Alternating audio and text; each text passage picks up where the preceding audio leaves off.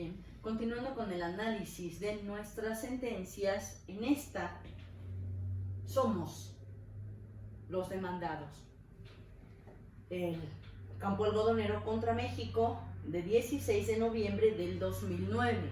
Se percatan, es antes a la reforma del 2011 de la Constitución Federal. Subimos, por favor.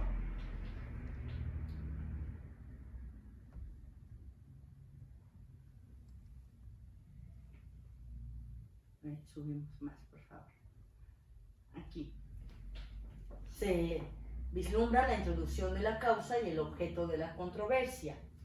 Se refiere cuando se acude a realizar la denuncia o la queja ante la comisión. Esto fue el 4 de noviembre del 2007. Presenta, de acuerdo con los artículos 50 y 61, una demanda contra México, en donde refiere que la petición inicial fue presentada ante la comisión y la comisión aprobó los informes 16, 17 y 18, en lo cual declaró admisibles las respectivas peticiones. Posteriormente, notificó en el 2007 a las partes su decisión de acumular los 3 casos. Aprobó posteriormente el informe de fondo en los términos del artículo 50. Les refería el informe 50. Es este, en el que contenía determinadas recomendaciones para el Estado. Acuérdense, la Comisión Interamericana solo tiene fase consultiva, no tiene fase contenciosa. La única que tiene etapa contenciosa es la Corte Interamericana. Hace recomendaciones para el Estado y fue notificado a México el 4 de abril del 2017. A México le importó poco, le valió y dijo: no vamos a adoptar las recomendaciones de la comisión, no nos hace nada. Entonces, es así como la comisión somete el caso a la jurisdicción de la Corte. La comisión designa a los delegados para que puedan acudir ante la Corte y la demanda es respecto de la responsabilidad internacional de México por la desaparición y muerte posterior de 3 jóvenes, quienes fueron encontrados, esto es, sus cuerpos, en un campo algodonero de Ciudad Juárez el 6 de noviembre del 2001. Refiere que se está responsabilizando a México porque no se tomaron medidas de protección a las víctimas, 2 de las cuales eran menores de edad. Además de la falta de prevención de estos crímenes, pese al pleno conocimiento de la existencia de un patrón de violencia de género que había dejado centenares de mujeres y niñas asesinadas, además de la falta de respuesta de las autoridades frente a la desaparición y la falta de debida diligencia en la investigación de los asesinatos. Además, la denegación de justicia y la falta de reparación adecuada, esto es, la falta de acceso a la justicia. La comisión solicitó a la Corte que se declarara a México responsable por la violación de los derechos consagrados en el artículo 4, derecho a la vida; 5, derecho a la integridad personal; 8, garantías judiciales; 19, derechos del niño; y 25, protección judicial. Además de los artículos 1.1, la obligación de respetar los derechos; 2, deber de adoptar disposiciones de derecho interno, esto es, obligarse a ajustar a sus leyes para respetar esos derechos; y el incumplimiento de las obligaciones que derivan del artículo 7 de la Convención para prevenir, sancionar y erradicar la violencia contra la mujer, que conocemos como la Convención Belém do Pará. La demanda se notifica a México el 21 de diciembre del 2007 y a los representantes el año siguiente. Posteriormente, las organizaciones, Asociación Nacional de Abogados, el Comité de América Latina y el Caribe para la Defensa de los Derechos de la Mujer, Red Ciudadana de No Violencia y por la Dignidad Humana y Centro para el Desarrollo Integral de la Mujer, quienes representaban a las víctimas. Recuerden, quienes pueden acudir ante la comisión: personas o grupos o representantes.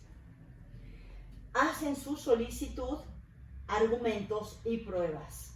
Además, realizan alegatos que presentó la comisión pidiendo ampliar el número de víctimas a 11 y no a 3 como inicialmente se había establecido, y que la Corte refiera que hay una detención arbitraria, tortura y violaciones al debido proceso de 3 personas más. Adicionalmente, invocaron los representantes diversos artículos de vulneración que son acordes también a los que habíamos analizado arriba. El 26 de mayo del 2008, México presenta su escrito de contestación de la demanda y observaciones y refiere que no tiene competencia la Corte para conocer violaciones a la Convención Belém do Pará. Adicionalmente, también se inconforma para ampliar el número de víctimas que proponen los representantes y reconoce parcialmente su responsabilidad internacional. Entonces, se designa por parte de México a los agentes que son los que lo van a representar en la Corte. El 16 de julio del 2008, la presidenta de la Corte, luego de revisar la contestación que hace México, informa al Estado que los alegatos referidos a la Convención Belém do Pará constituían una excepción preliminar.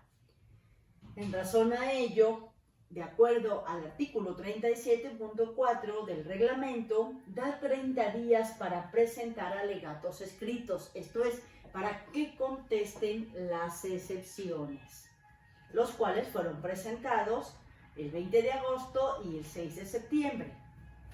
Seguido esto, el procedimiento ante la Corte. El 21 de agosto del 2008, los representantes manifestaron su intención de pronunciarse sobre información relevante que contenía en la contestación y los anexos de la demanda por hechos supervenientes. La presidenta de la Corte niega la solicitud y refiere que no hay argumentos para aplicar el artículo 39 del reglamento, por lo que podrán alegarlo en el proceso oral o en los alegatos finales escritos. Por lo cual, presentan un escrito en el que realizan consideraciones respecto de la excepción que hizo México para tal efecto. Esto es ante la falta de competencia de la Corte para analizar violaciones de derechos contemplados en la Convención Belém do Pará. Posteriormente, la Corte niega mediante resolución la ampliación de las presuntas víctimas, que eran 11 más 3 personas más, y además de las 3 por las cuales se iniciaran las demandas. El 18 de marzo del 2009, la presidenta ordena la recepción de declaraciones rendidas ante fedatario público. Subimos un poquito más, por favor. De algunos testimonios y peritajes ofrecidos oportunamente por las partes. Convocó a una audiencia privada para escuchar el testimonio que ofreciera México de Patricia González Rodríguez, siempre y cuando renunciara a su condición de agente interna. Se convocó a audiencia pública para escuchar las declaraciones propuestas y, desde luego, las que realizará la comisión, el Estado y los representantes, y los alegatos finales orales sobre la excepción preliminar que realizará el Estado mexicano y los eventuales de fondo, reparación y costas. Les da la presidenta plazo para que fijen por escrito sus alegatos finales y el 3 de abril acepta la confirmación de que Patricia González ya no es agente alterna del Estado, por lo cual se realiza aquí, como es agente, se desiste del ofrecimiento de su declaración a título informativo, que implica que ya no declaró Patricia González. Y entonces llevan a cabo la audiencia pública los días 28 y 29 en Santiago de Chile. Sale de su sede la corte y Chile es el que le da esa invitación, ese asilo. La comisión, el Estado remiten sus escritos y el tribunal, la corte, recibe los escritos en calidad de amicus curia, que ya también lo habíamos analizado. Y, por favor, subimos. Quita más arriba, por favor. Y aquí presentan después un informe respecto de hechos supervenientes. Siguen con esta temática dando plazo para que pudieran realizar escritos finales, y en cuanto a los hechos supervenientes refiere que, si bien es cierto, pueden plantearse en cualquier momento del proceso, no quiere decir que cualquier situación o acontecimiento constituya un hecho superveniente, por lo cual les dice que no se va a pronunciar a ese respecto. Por lo cual refiere que en el presente caso su función es determinar en ejercicio de su competencia contenciosa como Tribunal Internacional de Derechos Humanos, que es lo que inicialmente referimos como la Corte Interamericana, la responsabilidad del Estado por las violaciones alegadas, pero no por lo que hace el señor Chávez u otros funcionarios públicos, ya que esa es tarea exclusiva del Estado. Recuerden, la Corte no condena a personas, no condena a Juanito Pérez, la Corte condena al Estado mexicano, sin perjuicio de que ese tribunal pueda verificar si aquel ha cumplido o no con las obligaciones que al respecto se derivan. En razón, no admite el escrito de los representantes y se limita a analizar los alegatos de las partes en la supuesta responsabilidad internacional del Estado. Por lo cual, el Estado mexicano, al aceptar parcialmente su responsabilidad internacional, refiere que en la primera etapa de las investigaciones se presentaron irregularidades. En la segunda, a partir del 2004, se subsanaron las irregularidades, se reintegraron los expedientes, se reiniciaron las investigaciones con un sustento científico, incluso con componentes de apoyo internacional.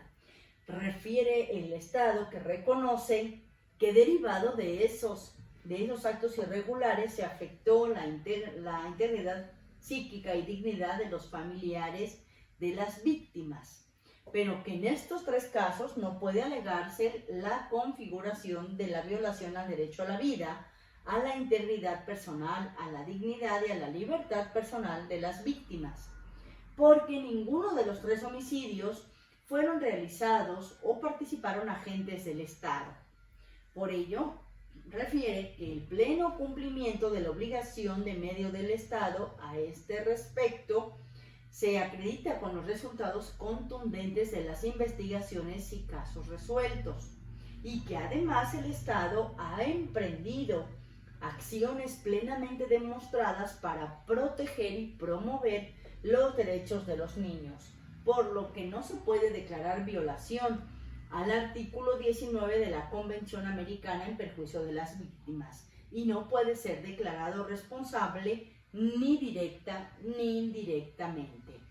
Por lo cual, le solicita el Estado mexicano a la Corte que valore el reconocimiento parcial de la responsabilidad por incumplir las obligaciones del artículo 8.1, que son garantías judiciales, y el 25.1, que es la protección judicial de la Convención Americana, de la misma convención respecto de los familiares. Subimos, por favor. La comisión valora el reconocimiento parcial y consideró que este era un paso positivo hacia el cumplimiento. Esto es, pues sí voy a cumplir de esta manera, pero no es suficiente, porque dice que sin desestimar el valor y trascendencia de dicho reconocimiento, ello deriva de una interpretación de hechos diversos planteados a la demanda, escrito, argumentos y pruebas, ya que del reconocimiento en cuestión las implicaciones jurídicas no han sido totalmente asumidas por el Estado.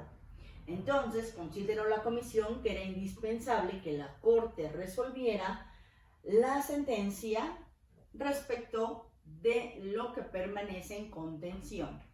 En este sentido, solicitaron que se condenara a México. Posteriormente,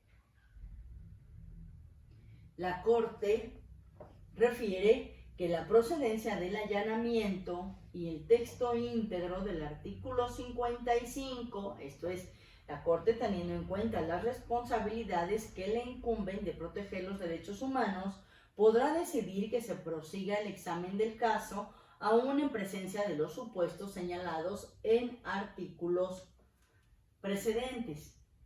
Por lo cual, la Corte, al considerar ese reconocimiento parcial, refiere que es una contribución positiva al desarrollo del proceso, al buen despacho de la jurisdicción interamericana sobre derechos humanos y a la vigencia de los principios que inspiran la Convención Americana y a la conducta a la que están obligados los estados en esa materia en virtud de los compromisos que asumen como parte en los instrumentos sobre derechos humanos.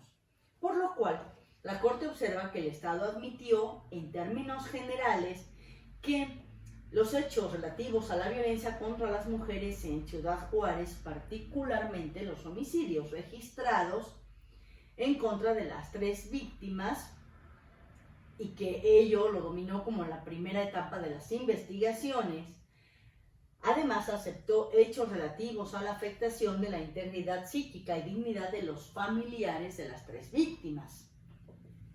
Y que además, si bien es cierto, también aceptó en dichos términos generales los hechos, en su argumentación posterior controvirtió hechos específicos de contextos o de la primera etapa de investigaciones, por lo cual la Corte, tomando en consideración esa aceptación del Estado, resuelve que ha cesado la controversia sobre violación de los artículos 5.1, 8.1 y 25 de la Convención Americana, en perjuicio de los familiares de las víctimas, porque el Estado aceptó las violaciones de la primera etapa, pero subsiste la controversia en torno a las alegadas violaciones de los artículos 4, 5, 7, 11 y 19 de la Convención Americana, en relación al 1.1 y 2 y 7 de la Convención Belém do Pará.